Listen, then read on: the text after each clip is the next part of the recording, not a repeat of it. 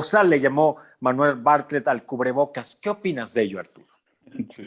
Bueno, es como el colofón, ¿no? Lo que hace Bartlett de lo que ha hecho en realidad el gobierno. Efectivamente, nosotros no vivimos una tercera ola, hemos vivido un tsunami desde que inició la pandemia y la situación no ha disminuido. Nunca hemos llegado a cero número de muertos ni de contagios, como sí ha ocurrido en algunos otros países de Europa en algún momento.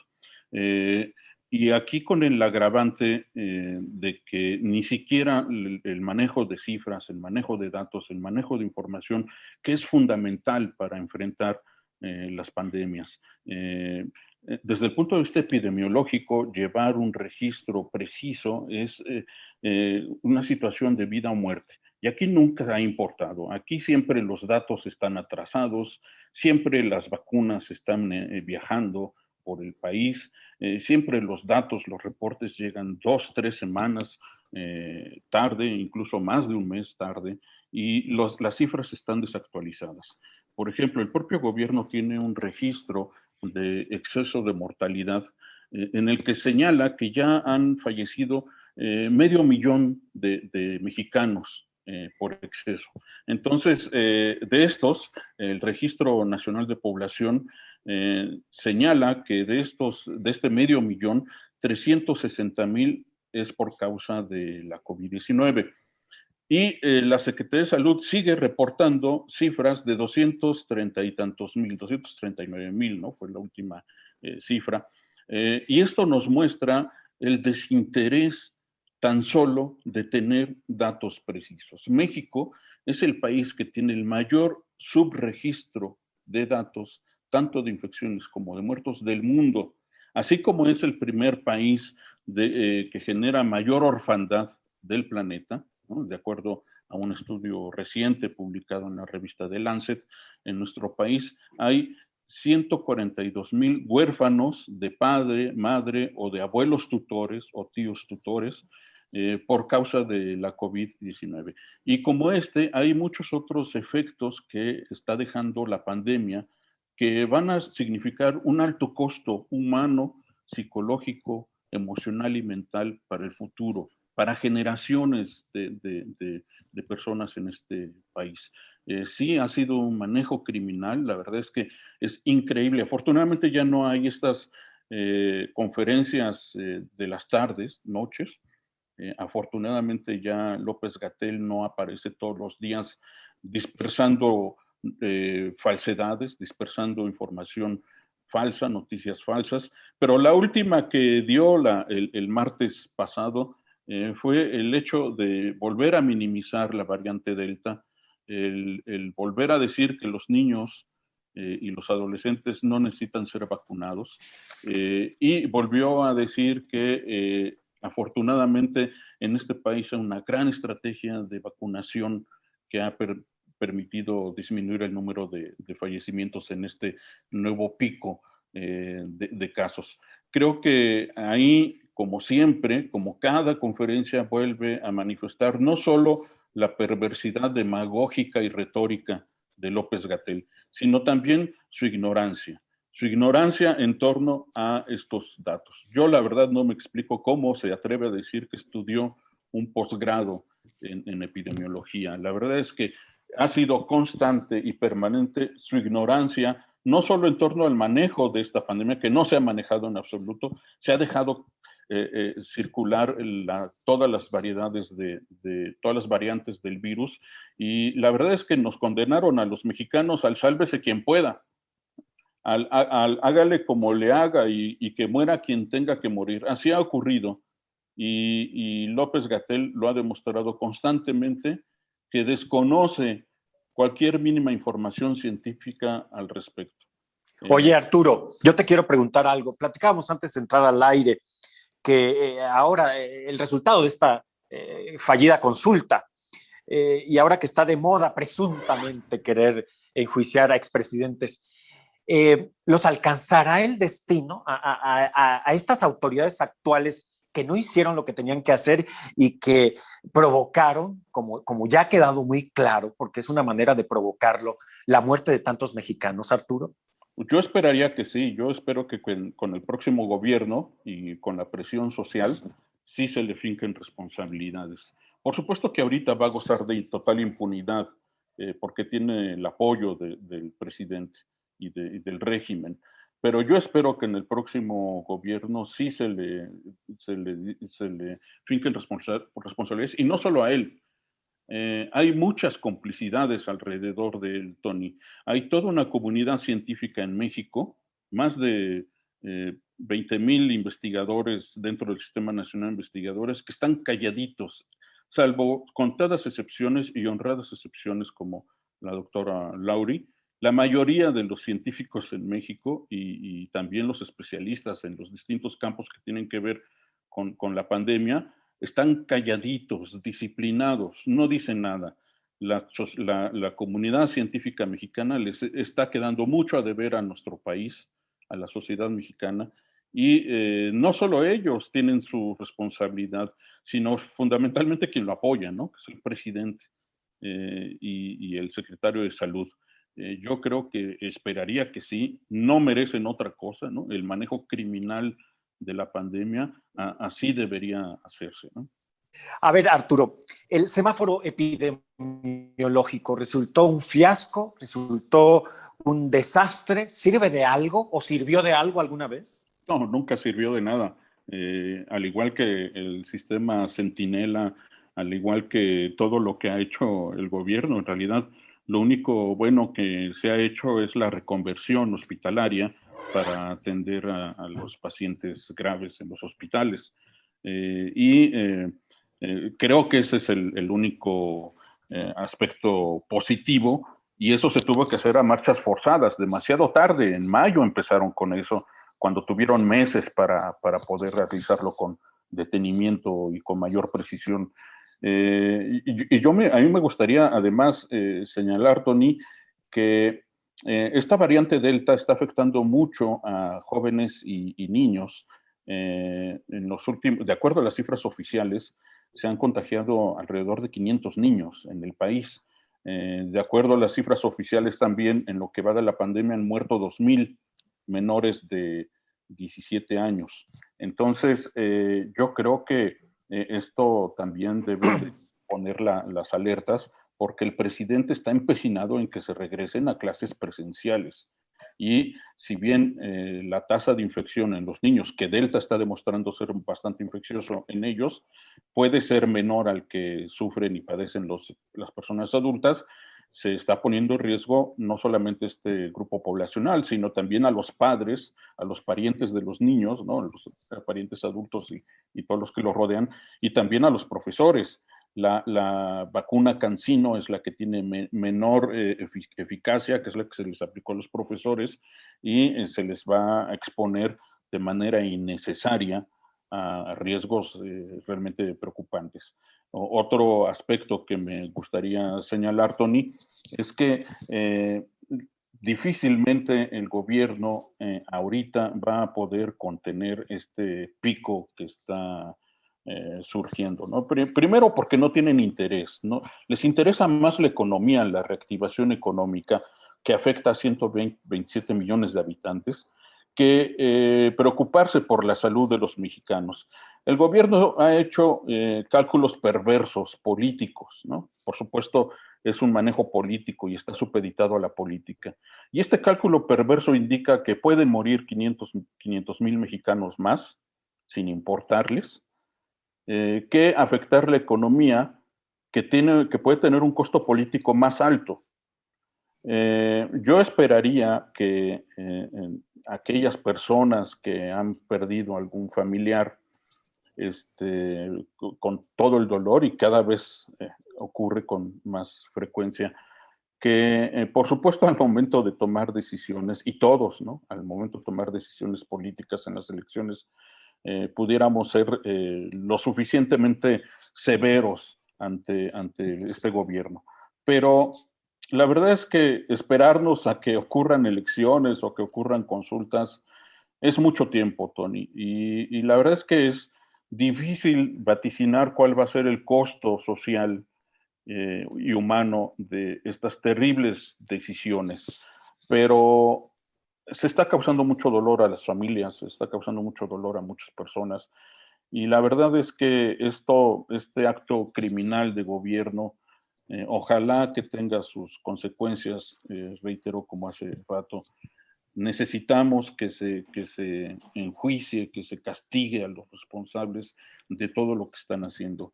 Se vienen tiempos realmente difíciles y lo peor de todo es que ni siquiera estamos conscientes. No se ha informado bien a la sociedad, no se le ha advertido a la sociedad del terrible riesgo que estamos corriendo y se están abriendo todas las actividades económicas, se está mandando a los jóvenes a las calles. Eh, Nunca se han establecido medidas obligatorias de uso de cubrebocas. La sociedad está tomando sus propias decisiones, se está protegiendo como puede. En los trabajos no se están regresando todavía a actividades presenciales, afortunadamente, pero esas son medidas que están tomando unilateralmente en los trabajos o que está tomando la gente unilateralmente. Y creo que no vamos a tener de otra más que seguirnos protegiendo nosotros mismos sin contar con el gobierno. Los mexicanos nunca hemos necesitado del gobierno para cuidarnos y actuar. Así lo hemos mostrado en los momentos catastróficos como los sismos. Y aquí estamos haciendo exactamente lo mismo, aunque no se reconozca, eso es lo único que nos queda y creo que eso es lo que debemos de seguir continuando haciendo, Tony, a través de tu programa, a través de los espacios en los medios. Hay que seguir apelando al cuidado personal, a la decisión personal, lamentablemente, porque este gobierno nos falló.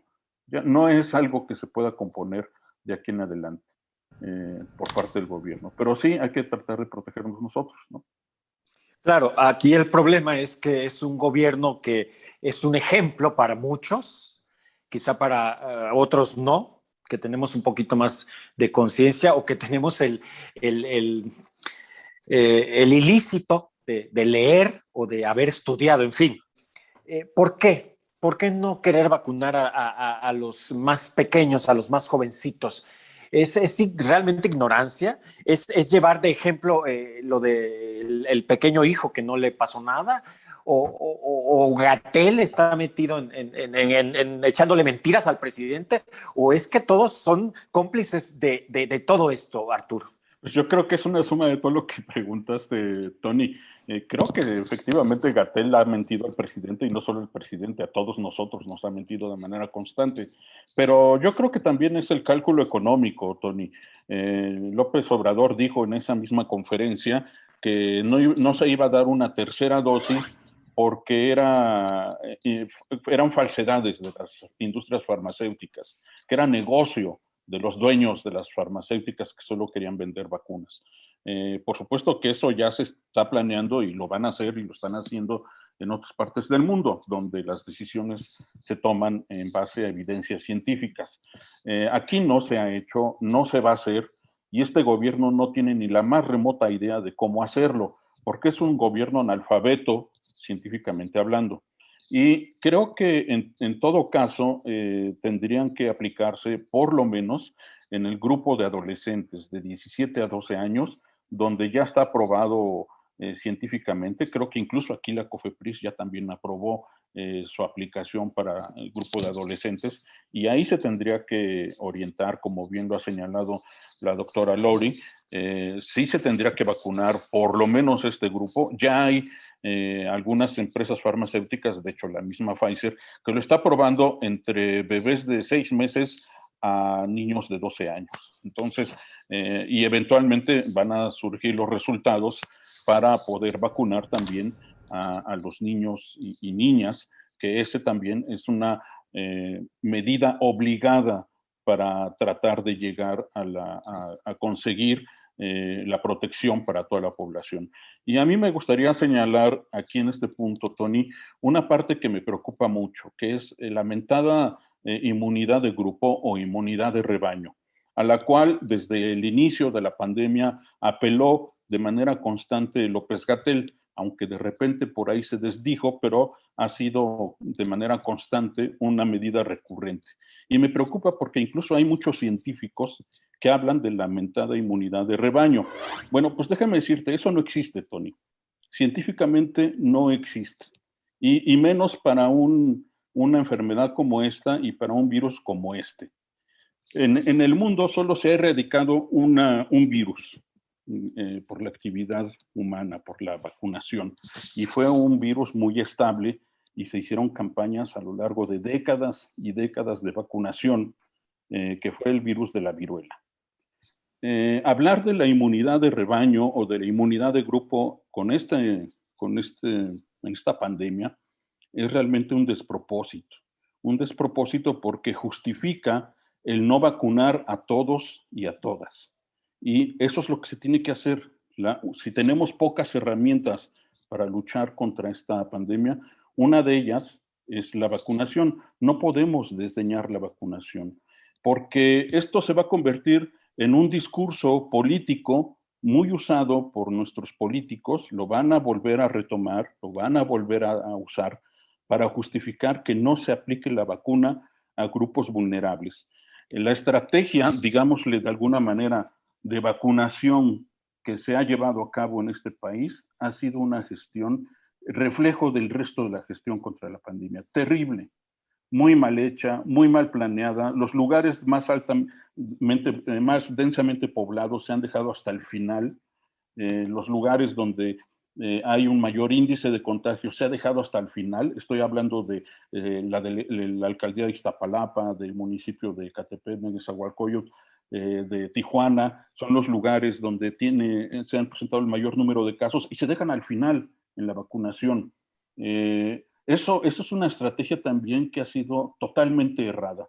Independientemente de que han llegado a cuentagotas, mi hipótesis, porque el gobierno escondió los contratos con las farmacéuticas, pero mi hipótesis es que el gobierno no ha tenido los recursos suficientes para comprar las vacunas. Entonces las ha estado comprando poco a poquito conforme van liberando ciertos recursos, después de, por supuesto, las prioridades, que es Dos Bocas, el Tren Maya, el aeropuerto y otras tonterías más, la consulta de ayer. Se destinan millones y millones de pesos a eso y muy pocos recursos se han dedicado a compra de vacunas. Yo creo que en el caso de las compras de las vacunas contra la COVID-19 está ocurriendo exactamente lo mismo y por eso llegan a cuentagotas y por eso llegan y se distribuyen de una manera tan errada aquí en nuestro país. Entonces, esto de la inmunidad de rebaño, la inmunidad de grupo, desde el punto de vista científico no tiene ningún sustento.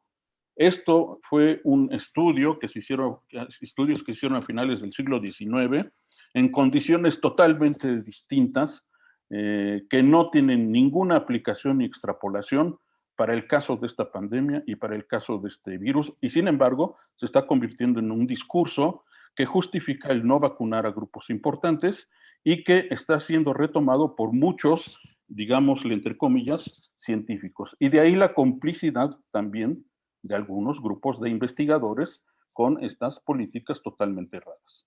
Yo solo te quiero preguntar, ¿acabará esto? ¿Algún día estaremos libres de COVID-19? Dinos que sí, por favor. La verdad es que es difícil saberlo, ¿no? Y si nos basamos en las medidas que está tomando el gobierno en la actualidad, yo diría que no, que todavía falta bastante tiempo.